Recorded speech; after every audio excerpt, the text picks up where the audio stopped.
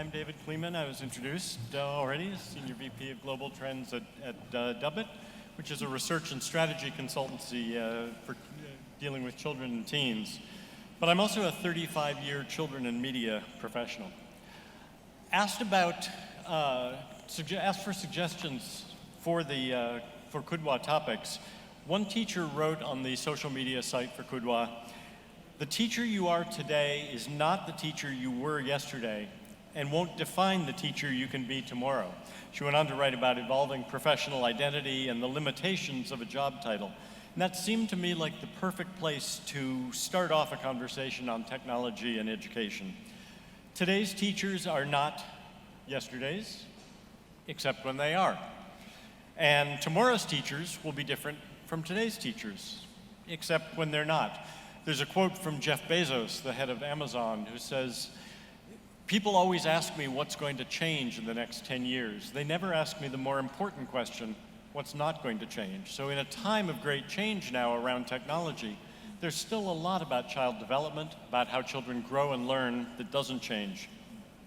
Many of you here have probably already seen the comment that a doctor from the 19th century dropped into an operating room of today would have no idea what to do, whereas a teacher from the 19th century dropped into a classroom of today would probably have a pretty good idea of what was going on, find it substantially familiar. Obviously, the truth is a lot more complex than that. For all the powerful platforms, devices, products, applications that are available for the classroom, they're meaningless without you, without the passionate, imaginative educators who are attuned to the best knowledge of how children grow and learn. The iconic American children's television host, Fred Rogers, said, "No matter what the machine may be, it was people who thought it up and made it, and it's people who make it work." So that's a good starting point, I think, for an incredibly knowledgeable and skilled panel that we have today to address technology and education, its role in promoting global competence, and how best to prepare classroom teachers to be the people who make it work. We're going to split our time into essentially 4 parts. First, the panelists are each going to have about 2 minutes to introduce themselves to you and give a kind of background piece. Then we're going to talk about best practices in engaging technology in teaching, particularly as it applies to training young people to be global learners, global citizens. Then we'll talk about how best to do teacher professional development in terms of digital literacy and in terms of incorporating media or technology into curriculum and design. And finally, we'll have questions from you. So with that, let me turn to each panelist they've been given an incredibly short time, just 2 minutes to make an opening remark. And I'm going to start with Sean Ruman, who is the Chief Education Officer at the Highlander Institute. Yes, thank you, David. Really exciting to be on this panel. I think really what's exciting to me is the way that Kudwa actually overlaps with a lot of my passion in this work. I was a classroom teacher who saw myself as a teacher leader. I believe that teacher leaders are really the ones that will drive change, whether it has to do with technology or not, because it really ultimately is about the mindset. And whether you believe that there needs to be a new vision for teaching and learning in our classrooms across the country, and if you do, then any change is possible. Thank you. Very good. Next, we're going to hear from Thea Mirvold, who is a founder and CEO of startups including Teach Me Now and GetMe. Hi everyone, it's an honor to be here today. I'm the proud founder and CEO of TeachMeNow.com, a global marketplace connecting teachers and students truly all over the world. In fact, our first class happened between a professor in Venezuela teaching a student in Saudi Arabia, and we've seen global connections ever since. And through our technology with GetBe, where our mission is to bring expertise everywhere, we're very proud to work on global initiatives in Latin America, Africa, MENA, of course, and Europe. And I just want to summarize by saying I'm very proud to create global impact for, but also from, the Middle East. Very good, thank you. And then third, we're going to hear from Andrew Tidswell, who's the Director of International Professional Development for Discovery Education. Thank you, yes. So I think the thing that I'm really interested in is the fact that this is a fantastic event which puts teachers right at the heart of the event. I've been to many conferences around the globe where teachers are somewhere on the side of the event for education. So it's amazing to see teachers really at the heart of this. And that sits in nicely with what Sean was saying, as a former teacher myself as well, like Sean, is that sense of it's about us as teachers communicating with each other. We always say that professional development really works when teachers connect to their best resource, other teachers, because the way we share ideas with each other is so powerful. And I really liked what Sean said in the talk that I saw him doing earlier, when he talked about the teachers who are here as early adopters, people who are going to go back into their school and make the start on that change. I talked to some of the colleagues in other areas that I work as being the pioneers. And every piece of change, every transformation requires the pioneers, the people who are brave enough to go out there and explore the jungle and cut away the vines and create that space and then beckon others in behind them. And that's what you people here are doing today, is you are recognizing yourself as pioneers and the bravery that requires and the strength that requires and also the support from each other that requires. So it's great to meet a number of pioneers today. Very good. Pioneers is a good place to start, I think. Part of the issue with, or problem with having a panel on technology in education is technology can mean almost anything, from smartboards to using video in the classroom to emerging technologies like virtual reality and augmented reality and that. So as the pioneers out there trying to forge a trail into use of technology and learning, what are the best ways for teachers to approach their own learning goals, their own model for teaching and learning, and then to figure out how to best incorporate technology into that? And I've told the panel I prefer it when they get into a conversation, so I'll put out questions I'll without... definitely jump in on that one, because that's actually, I think, one of the most common questions that I get asked as our organization, Highlander Institute. We mostly do coaching and consulting at the building level. So we're working with district leaders and building leaders. And oftentimes the leaders, when they bring us in, the first thing they say is, what can you do for our iPads? What can you do with our Chromebooks? What can you do with our smartboards? And that question right there off the bat is the wrong question. And so instantly we stop them and we say, well, what is your vision for instructional and how do you want to see it change? Because ultimately the technology is only there as a tool, just the same way that the pencil or the paper is there as a tool. And so it doesn't matter which one you have, it doesn't matter which one you need. It really comes down to, have you defined what the vision is and who are the stakeholders that were at the table when that vision was set forward in the first place? Did you start with families at the table? Did you start with student voice in the process? Did you start where you observed what the current student experience is in your building and then set intention based off of what wasn't working so that you know which direction you want to move forward? And only once you have kind of put in place what the priority practices at the classroom level are that you want to see shift, then you can start to think about the strategies you would need to implement those practices. And then those strategies will require resources, and that's when the conversation should begin around technology.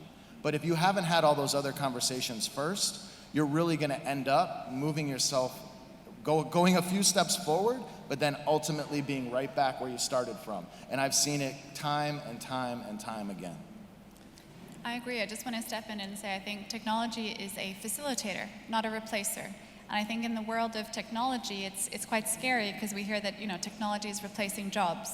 But I truly believe that technology will never replace the job of a teacher. That personal connection, that personal aha moment you get when you have that light bulb moment, that personal interaction, that will never be replaced by technology. So as someone representing the technology side of this conversation, my job also as an educator and as an EdTech specialist is to see how can we facilitate learning and not replace the teaching experience, but help you save the time that you need to save so you can focus on what you do best as a teacher. And I completely agree with what you're saying. It's about the why.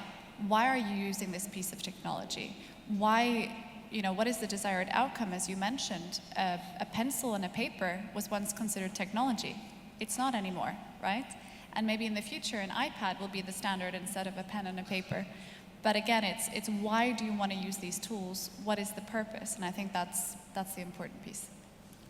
Yeah, I think I'd kind of try to tie those two things together. I think there's a slight danger on this panel that I'm going to say what Sean said if he speaks, and because of the similar kind of teaching experience we have. But I totally agree with that idea of teachers have to understand that it's absolutely a tool, and they have to understand why. And I think that the kind of little extra bit that I'd add to that is immersion.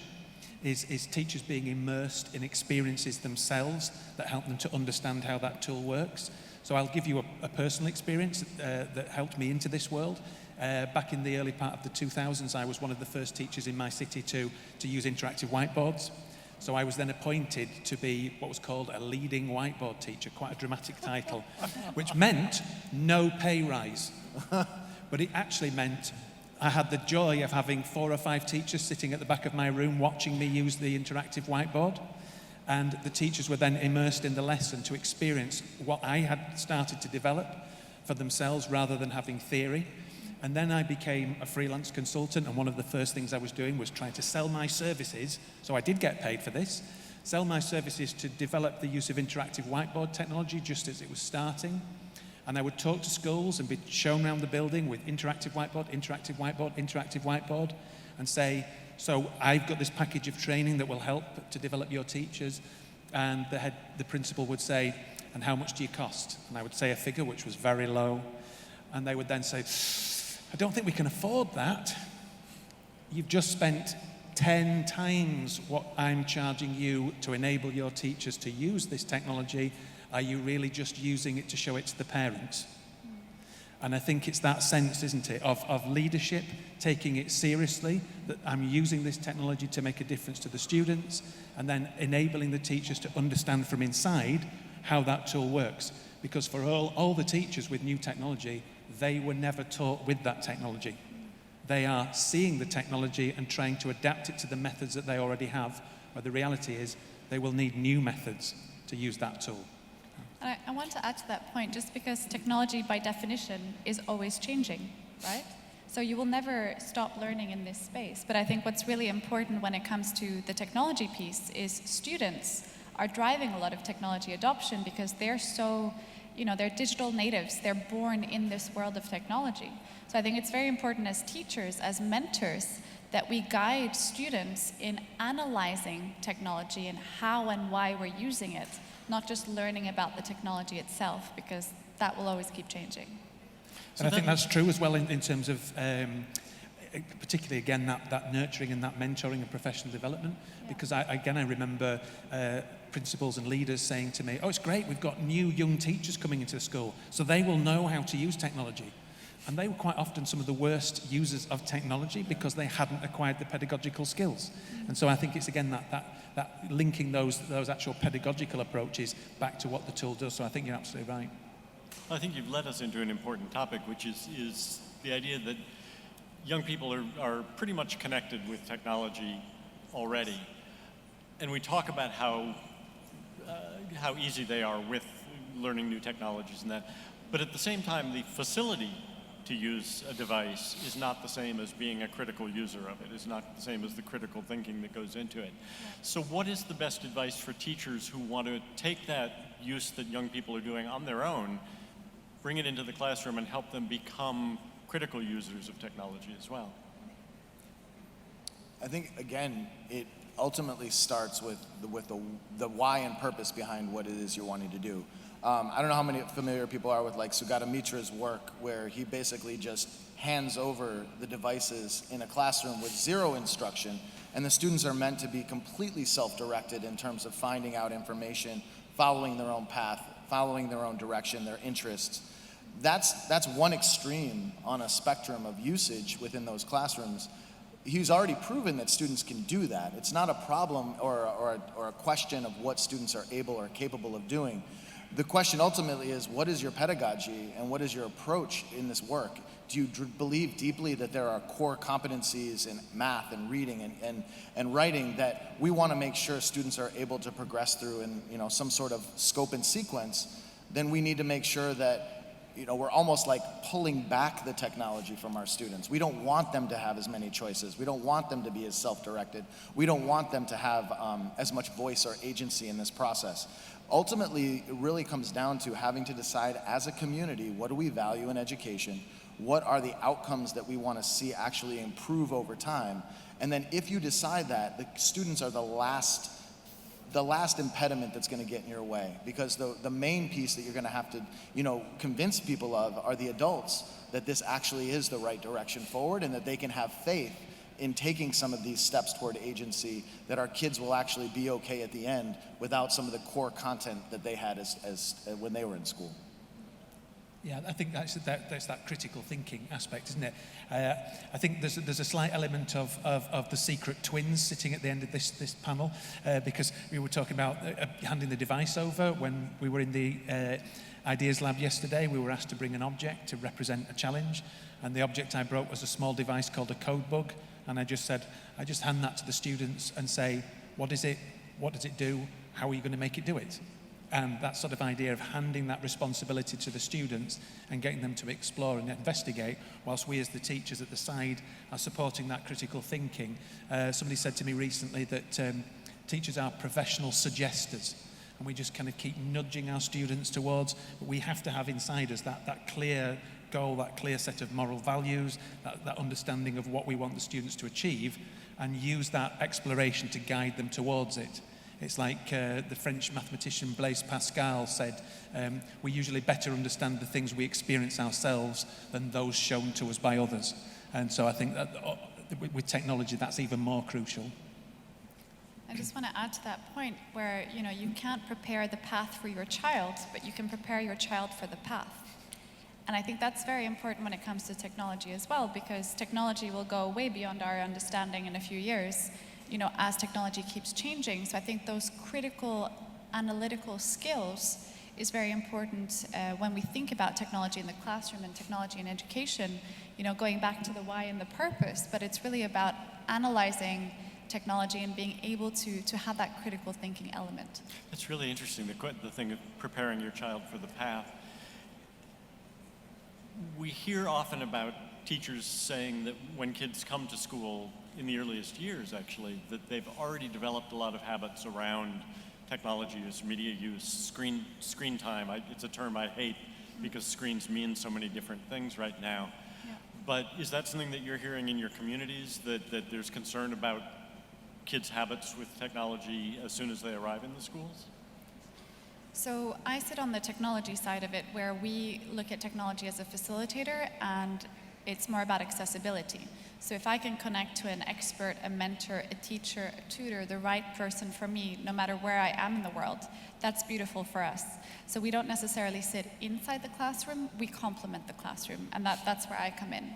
But we do work a lot with schools and other online learning initiatives, and of course, screen time is different in different age groups as well, I would say.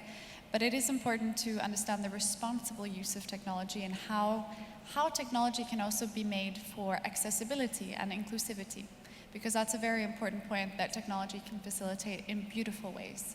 And we've seen very inspirational stories when it comes to the use of inclusivity in technology. And that's a piece that we haven't really discussed yet today on the panel, but I think it's a very important piece that technology can empower and facilitate when it comes to inclusive education as well. Yeah, I think, you don't hand over the keys to, your car to a 6 or 7-year-old as they enter the classroom. But ultimately, if you hand them a device that has access to the internet, you're essentially giving them a lot of power that they have not necessarily been prepared for.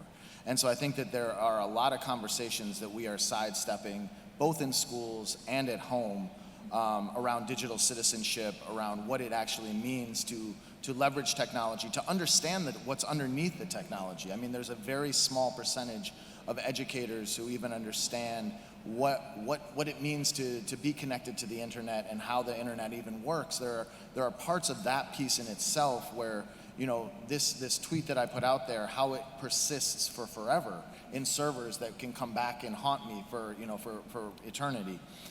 Especially in adolescence. I think adolescence is the place right now where technology actually has a danger of an addictive nature that I am starting to see in both in schools and at home, where we talk about how students are prepared to take this on and use it in an inquiry model, but students are also prepared to take it on and use it for bullying, and take it on and use it for to basically avoid the complexities of what adolescence actually provides you.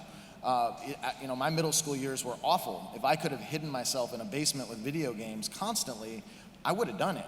But that doesn't mean that, so I think there are a lot of very complex, challenging conversations both between families and schools and teachers that need to be had and need to be had out in the open in ways that we have not even yet begun to touch. There's a lot of resources out there. I mean, Common Sense Media has an incredible curriculum around this, but too often that's seen as that additional piece when we've got so much math and ELA and writing and science that has to be taught. And so I think if we're going to continue to bring these things into schools and bring these things into classrooms, make parents think that they're okay for their students, we've got to do a much better job and have much more responsibility in how we're educating around the digital citizenship piece as well. It came up often this morning, this idea of teaching tolerance and teaching mutual understanding. As you say, once you give the keys to the internet, it's like giving the keys to the car. That may be the internet, though, the global connection may be where the best possibility lies for building global citizenship. So how can we balance those potential dangers with the benefits possible? Are there best practices that you've seen in terms of when technology becomes a help to building global citizenship and when it can possibly be a challenge or a hindrance? I mean, just to add to what I said earlier, we complement the classroom, so we're not sitting inside the classroom, and maybe that's where you can add some comments here. But when it comes to complementing the classroom, we've built out global communities for learning.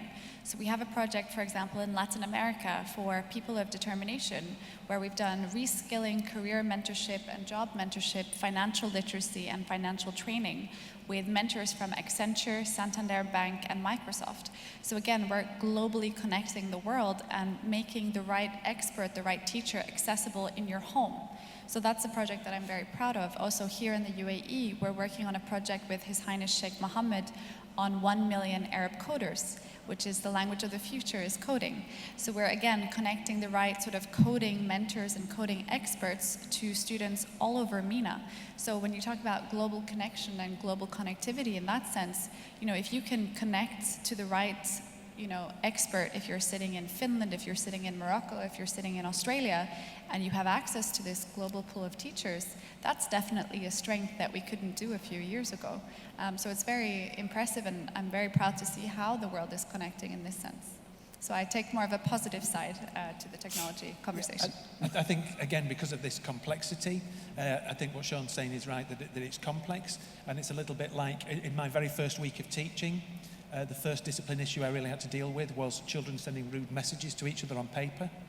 And I found out who it was. I didn't mean to say I confiscated paper and pens from my class, which some people take the response to digital devices. It's about teaching the safety and the way of using and the morality around that right from the earliest age. And I was lucky to visit a school in the UK where that was happening from a really early age, because we were walking around the building, and outside each classroom there was one wall that was painted bright green, and it was kind of like this strange decor. And as we walked past the classroom, 2 children at the age of 6 walked out of the classroom holding an iPad.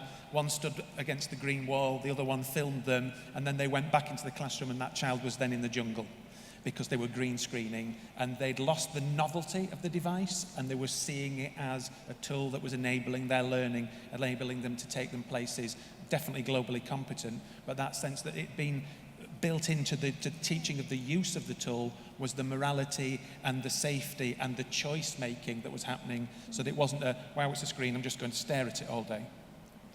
Yeah, I think there's unlimited potential. I mean, the word you said, mentorship, like the idea that you can have mentors anywhere in the world for young students who are in, whether it's in the classroom, outside the classroom, that ability to be able to instantly get onto that, that Google Hangout or that Skype call and be able to actually, yeah, Or teach me now. or teach me now. Yeah. There we go. Now I'm gonna check it out. I gotta see this.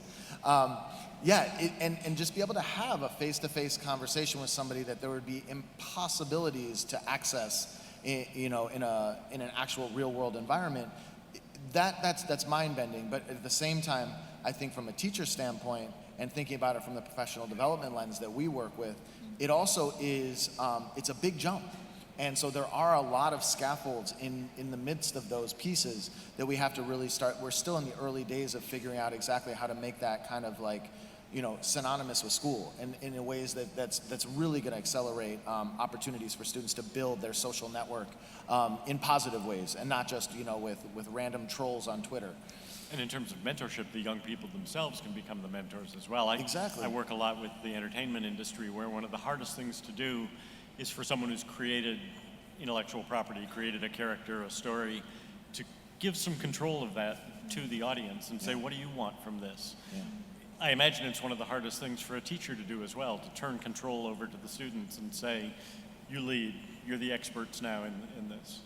Yeah, and I honestly don't think we've done a good enough job in the education space. I know this to be true in the U.S. I don't know as many other places, of highlighting the really great examples and exemplars, so that more teachers can kind of be able to access those pieces and try them for themselves. Right now, it's, like I said, the gap between what you actually, the folks that are out there as early adopters doing this work and the rest of the skill sets that teachers on the other side of that chasm have is just too far. And so I think it's going to close, and it's going to close over time, and we're going to work our way in, just as, there were people that 5 years ago that your grandmother or your aunt who you could never imagine having a cell phone. And now they're using it just like everybody, right? So I think these things will start to become more easily used by more people. Does it close also because we get a younger generation of teachers who grew up with digital technology and so are more facile with it? No, good. No, I hate that. I hate that argument because I think it gets overused. I think it's actually a mistaken belief.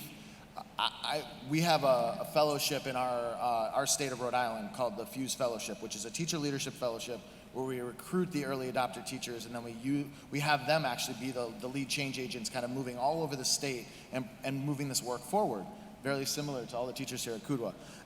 But the average age in that group is like 42. And it's not, the ones that are leading this work are not the ones, because it's about pedagogy first, technology second. And so if you're right out of the classroom and you have not yet had an opportunity to really develop yourself as a teacher, getting all these tools in your possession, you're not going to be able to figure out exactly how to really milk the true essence from them. There, you had Well, that's a very interesting take. I think we see a lot of a different take, maybe more internationally, where it's actually the younger teachers who are looking for technology. I speak at a lot of conferences and events, and I often find that the younger teachers approach me and say, oh, I want to learn more, I want to be a part of this. So I think there is, just because we are more digital natives, and I would like to humbly say that I think I'm one of the younger speakers on the panel today. I grew up with technology. I was part of that change. I think I'm one of the last people to remember a time before the internet. So I was actually doing school when that change was happening. So I definitely think that we have a different approach to what we do, and that's also what inspired my journey as an EdTech entrepreneur, is seeing how can I leverage technology and how can I leverage making education accessible through technology. And I think that perspective, because I grew up in this time period, shaped what I do today. So I do see maybe a different side of it, but I'm sure in the schools, there is sort of that foundation that you have to learn first about I understand that part, but I definitely think there is an interest and a curiosity from younger teachers that I haven't seen in the older generations. But I might be wrong in that sense in the US, but definitely here it's... Although one of the interesting things that we look at Dubbit is the shortening of technology generations, that where before tech generations were more defined by age, now it's almost by device. Yeah. And so you get these micro generations. So even a teacher coming in now might be from a completely different technology generation from the students that he or she is teaching.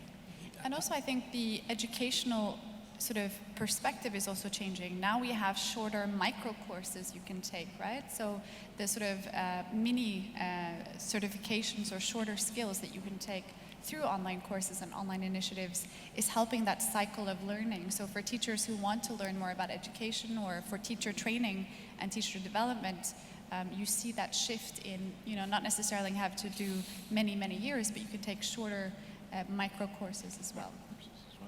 Yeah, I mean, my own kids are 24 and 22, and they sometimes say to me, I can't believe what kids have these days in the classroom. And I'm going, okay. But that sense that, yeah, the time gets shorter all of the time. And I remember working with a group of teachers once, and this will date it, showing them how to use PowerPoint. And they built some slides, and they went back, and then they finished the day, and they said, I can't wait to show this to the kids. They'll think it's amazing. I'll go, no, they won't. They'll just make no reaction at all, because we need to communicate to our students in the way they expect to be communicated to. And so we need to learn that language. As teachers, it's our responsibility to be able to understand that language, and therefore, as it speeds up, we've got to work even harder. Andrea Schleicher was saying this morning, or that may have been Anthony Jackson, said that when teachers qualify, that just means they're ready to start. It doesn't mean to say they're qualified to teach for the rest of their career, and it's our responsibility, it's our moral imperative to keep up. And that's not just learning the latest device, it's filtering our pedagogical knowledge through the device, through the devices and the technology that's available. So let me turn to professional development for a minute. We've talked about it implicitly, but a little more explicitly. Teachers are busy, to say the least. How do you recommend that they find the time and the resources to keep themselves up to speed, or bring themselves up to speed with the ways that technology might be useful to them? Yeah, I mean, from our network of teachers that we work with, I think the majority of them are relying on social media to be able to kind of connect with and learn from other teachers.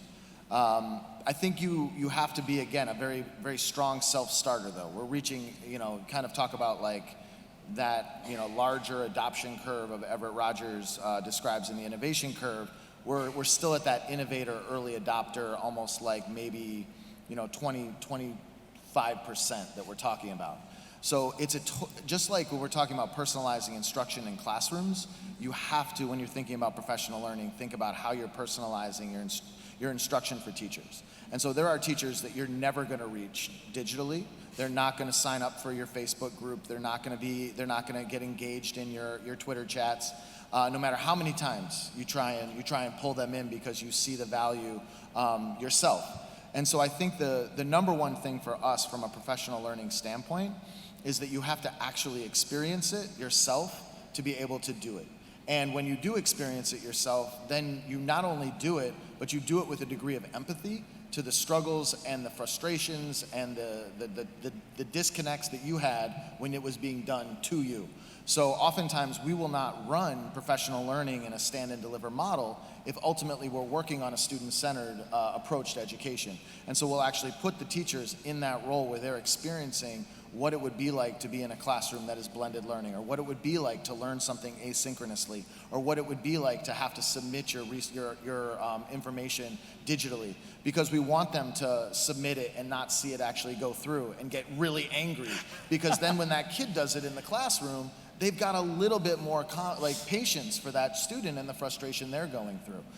We really believe that empathy in this is really what's going to actually move you through the later regions of like the late majority and the laggards, who are going to be really difficult to get on board with this, pending retirement, I guess. In fact, we have a slide that we use almost constantly in our PD sessions that says, experience as a student, reflect as a teacher. That sense that you've got to be in there, feeling what it feels like to get it wrong, to get stuck, to be challenged, and feeling what it feels like to break through. So that's definitely something I echo. But in terms of using digital as well about learning, we have a project in Egypt with government teachers, and we've currently got 50,000 teachers on a network about professional learning. It's a professional learning journey with a teacher competency framework, and the teachers are gathering their own evidence and sharing that with the community and getting peer feedback on that and feedback from mentors. So it is very much that personalized way of saying, this is what I'm doing in my classroom, have a look at it. What are your thoughts on it? Am I addressing this competency? And then teachers and colleagues and peers and coaches are collaborating to see that progress happening and keeping that sort of digital portfolio. But I totally agree as well, you can't drag everybody towards technology. It's got to be something that they see as value. And what you're describing is what you want students to do. So if you can actually get a network of teachers to do those behaviors, then they're more likely to be able to create that environment in their own classrooms. Yeah, absolutely. Just a practical tip for the educators in the audience. I mean, we know a lot of influencers exist in different industries, but there's actually educational technology influencers as well.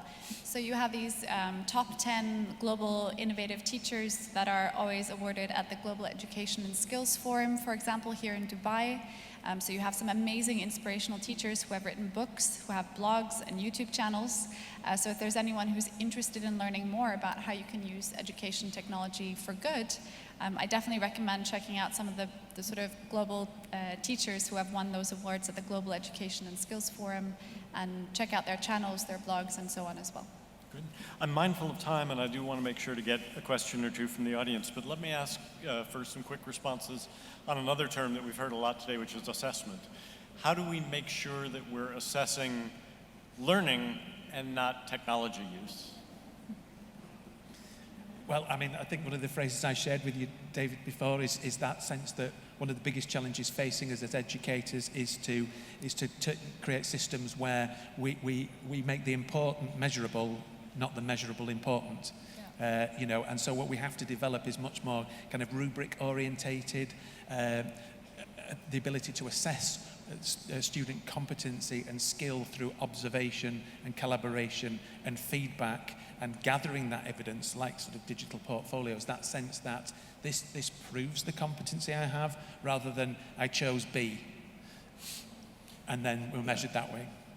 Yeah, I couldn't agree more. I think that we're actually going through a pretty dark days of assessment right now, in which technology is actually limiting what it is that our students are able to represent about themselves, whereas pre-technology classrooms, the teacher was required to build that relationship and ask probing questions and really push students to be in inquiry-based models. And right now, I think because of auto-grading and algorithms and those sorts of people are all excited about building those systems, making everything super adaptive. We're actually starting to taint some of the really good, rich feedback that we've been able to get in the past. I think it's all about measuring impact, right, at the end of the day. And you spoke about it a little bit, but I do think technology can automate a lot of those sort of manual pieces that might be repetitive. But of course, the human element shouldn't be missed. Very good. I'm going to turn to the audience now. We have a question that was submitted in advance. If you have other questions, please get ready. We have just a few minutes. But we have a question from Bushra Al-Nakbi, a social studies and moral education teacher at Fujairah School for Basic Education Cycle 2. Bushra, do we have a microphone for her? Hello, Mr. Kleeman. I want to ask, how do we teach our students to use technology tools effectively in the classrooms while they are not able to access all of the sites and applications? Thank you. Very good. So the question is how to teach students how to use technology effectively when in their classroom settings they're not able to reach all sites because of security reasons or other reasons.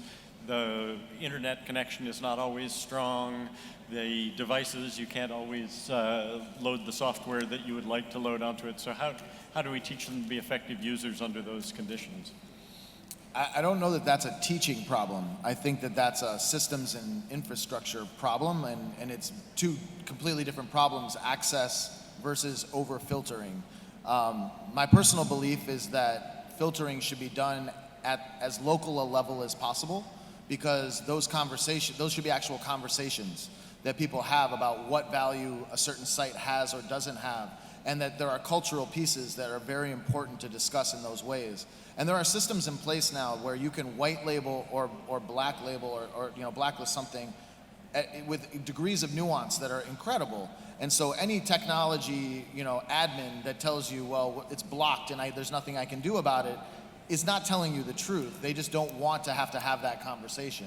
And so I think really what this is it's about more conversations at more local levels and being able to kind of give more power to the local levels to be able to have those conversations. And it definitely cannot be a conversation that just happens with the educators. The families must be engaged and involved in that conversation, and the students' voice must also be at the table for those conversations. I would also just like to add that I think that critical piece is really important. So if that website doesn't work or you can't access that app for whatever reason, what else can you do to move around it? Is there, that critical thinking piece is really important to still keep with you in the classroom. And I think it probably returns a little bit to that point I made earlier about actually kind of teaching the morality of it right from the early stages, in the same way that you wouldn't expect a child to be able to write a well-developed multi-page story at the age of 5. You wouldn't expect them to fully understand the implications of using digital technology, but you should expect to teach them the age-appropriate versions of that and to make use of the age-appropriate versions of the technology. So I do accept that we have to lock things down, but we have to gradually release those locks until we get to a point where students are using things comfortably and confidently and making appropriate choices. What's interesting is you said at the beginning, Sean, that it's not a teacher problem, it's more of an administrative problem. And I think that can work the other way too. We started the conversation talking about choosing what you want to teach versus what device you want to use. But in a lot of cases, teachers don't have the choice over what device gets used. The school is invested in one-to-one tablets or in Chromebooks or in certain things. So the question that's being asked is also, can be turned around and asked also of, if you're given a certain technology, how do you make best use of it? I think sometimes, I was having a conversation, it might even have been with you, Sean, earlier, that restriction actually enables creativity. And a simple example that if I which I've done in sessions, give everybody a single piece of paper and say, come up with a way to keep this piece of paper in the air for longer than anybody else, you've got the restriction of that piece of paper. I don't say make me a flying device and use anything you want. So actually, you've only got that device, use it creatively.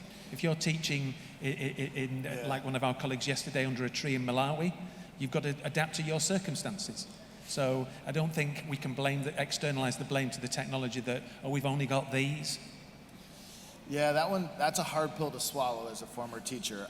I feel like education is so hard to begin with, and there are so many things that we put on the teacher's shoulders already, that having to figure out the workarounds, having to understand how, if this is blocked, then I'm going to try I know our teachers are capable of doing that, and I used to do it when I was in the classroom, but I think if that is our ultimate solution or path forward, this is never going to scale, and it's going to have more people reacting to it negatively than it's going to have people being excited or feeling empowered about their workarounds. And I'm not disagreeing with that at the same time. It's not giving that responsibility to the teacher, but yeah, absolutely fair point. Looking at the clock, we're down to just about a minute. Can I just turn to each of you to give a few last words, maybe of encouragement or optimism toward the future? Taya, do you want to start? Again, I just want to iterate, I believe technology is a facilitator, not a replacement, and beautiful things can happen when you connect the world, right? So through platforms like teachmenow.com, we're connecting the world. Through using our software with GetB, our mission is to bring expertise everywhere, and we're already seeing global impact. So keep positive. I see this as a positive trend in terms of using technology for good. I think there is a lot of negativity around technology, but I definitely believe that technology can be used for good, impact, and to scale that impact further. Thank you. Yeah, I think that it's actually a really exciting time to be engaged in this work and be trying to figure these pieces out. I started this work in about 2011, and there were basically no resources in place for teachers to be able to network and be able to talk with each other.